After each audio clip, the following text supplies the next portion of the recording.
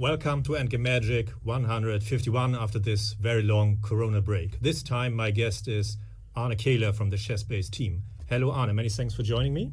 Hi Karsten, nice to see you, even through the glass wall, but we're here and we're happy to have a new show. Finally, some more Endgame Magic, and I'm very happy to be here. Thank you for inviting me. The topic shall be the Endgame riddles from the chess-based website. It was a great idea by Frederick Friedel. It really caught on. By the way, what do you think? What is the next step Black should take? What should Black do next? I actually, of course, I would say it looks very drawish, but at one point, I just believe since it has to be something special, something incredible, there might be at one point the pawn move. F5, trying to you are right, through. but that is a second step before the first. Okay, first we have to do. Yeah, I forgot one step. I'm not sure what the next step is. You need to help me here. In these kind of things, by the way, humans are still better than some alpha beta engines if you know it and if you can find these schematic thinking, and this is the big advantage of the neural networks. Okay, you already told us that F5 must be the final point, and indeed in this, but already this is a kind of human way of thinking. Yeah, you know it must be F5, but you must get everything to the right position first. So maybe once F5, before playing F5, the king has to go to the other side. Very good, maybe? very good. You follow. You are as good as Fat Fritz. And now, next step. Call me Fat Arnie. Okay, Fat Arnie. Okay, but for human, I don't. For Fritz, Fat Fritz might be okay. For human, fat, but okay. So now, I would probably just. You're hovering over the pawn, but I would have played the bishop, to be honest. Yeah, but okay, the bishop may move or may move not, but the basic step is you must get this pawn to h4 first, then f5 gets more bite, you know. When the g pawn then takes, sense. you can you get it quicker. So yeah, I wouldn't have seen that. Okay. Oh my God! So it's a double push. Yeah, it's really fantastic line by Fat Fritz. This is the and most he's moving it again. Oh, okay. And by the way, when these riddles and everything, I hadn't prepared them with these neural networks engine, and so it was not so easy to. You needed strong hardware and whatever. Yet sure. Now it's easier, but 1.5 years ago it was more difficult. I even expected more of these kind of discoveries. This was the biggest one in a way, the most amazing one. This amazingly is a losing mistake by Eugenio Torre against Ole Jakobsen. Very famous endgame, by the way, given in many sources. Doesn't okay. It's you cannot know everything of, but you knew the Petrosian Fischer from before. Yeah, that was really even more known. This is of course a bit less known. This is an endgame special thing, but the other thing is part of the Fischer law in a way. Yeah, this Fischer Petrosian business. I'm afraid I didn't know it, but, okay, but if you tell me, I trust you for sure, of course. Yeah, these Fischer games and endgames, they are extremely famous. They are dealt in hundreds of books. Because the Fischer story is in a way more special. But okay, this is more endgame special, but it's also a very famous example. And here a new discovery was made. Instead, for example, bishop c4, and yeah, it is a draw. No, also not so trivial, but white can, if white has a knight, it's not so. The bad bishop really is a big liability.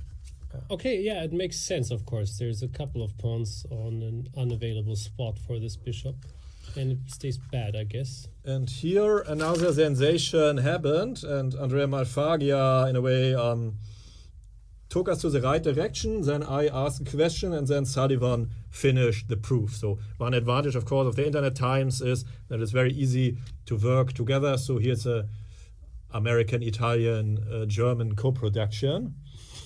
Sounds like an old movie from 1970s, a Western.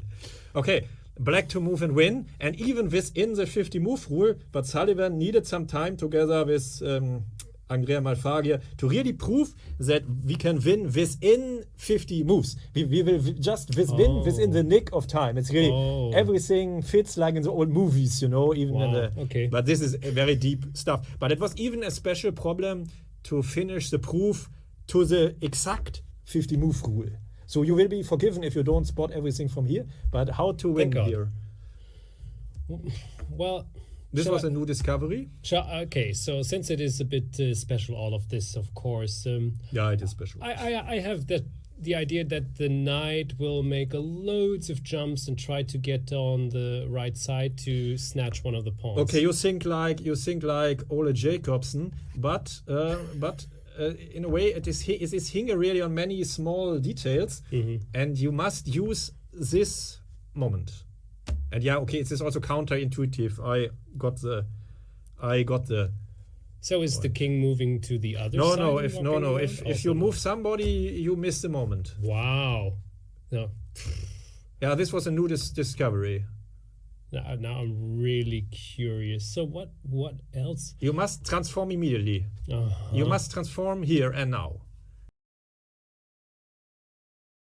Here, this is one of Bobby's most famous moves. Fischer, Petrosian, the 7th game, white to move, and it came a sensation.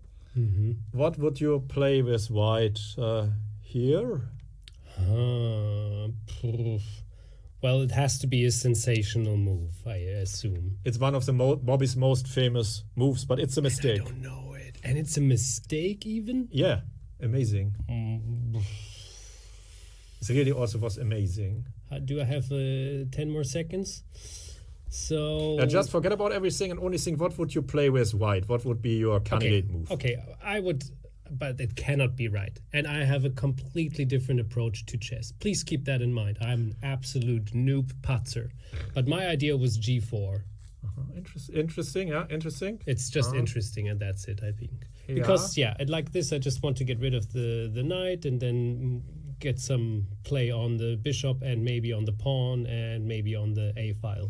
But a problem might be that I can potentially react by bishop b5, and then we get some simplifications which are not what you want. Yeah, that's a good point. And I also, in a way, threaten bishop b5. So there are two. Okay, g4 is a good candidate. I don't want to. G4 is an interesting candidate. Also, it also makes a lot of sense.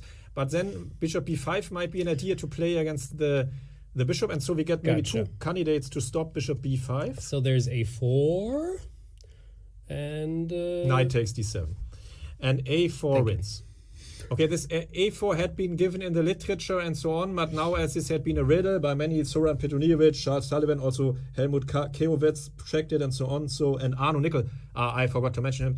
Arno Nickel had also checked it now with engines, and a4 wins. This is also the opinion of the united power of the engines.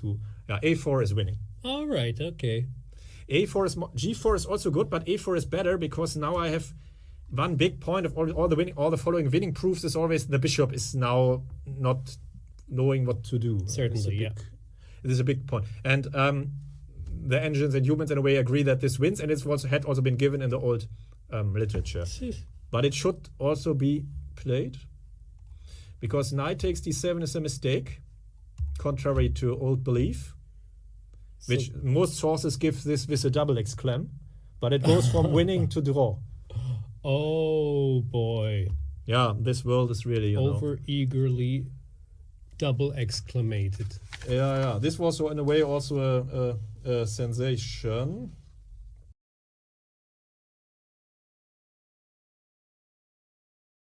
Thanks a lot for watching. Bye. Goodbye.